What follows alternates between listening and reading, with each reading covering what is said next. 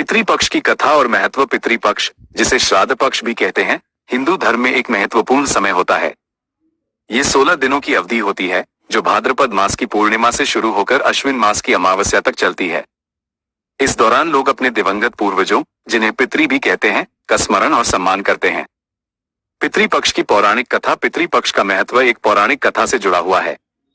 ये कथा महाभारत काल के एक महान योद्धा कर्ण से संबंधित है। कर्ण एक महान दानवीर थे और उन्होंने अपने जीवन में खूब दान पुण्य किया था।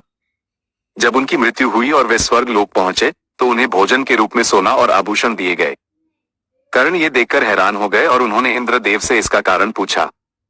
इंद्रदेव ने उन्हें बताया कि उन्होंने जीवन भर सिर्फ सोने और आभूषणों का दान किया, लेकिन अपने पितरों के लिए कभी अन्न का दान नहीं किया।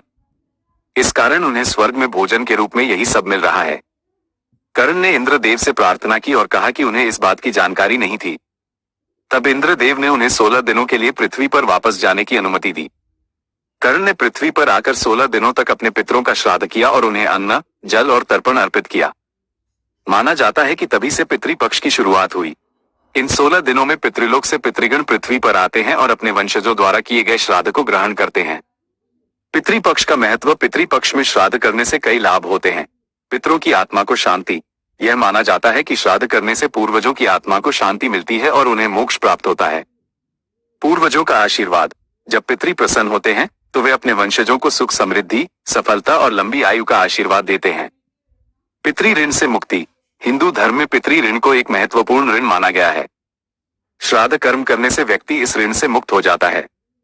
पारिवारिक संबंध।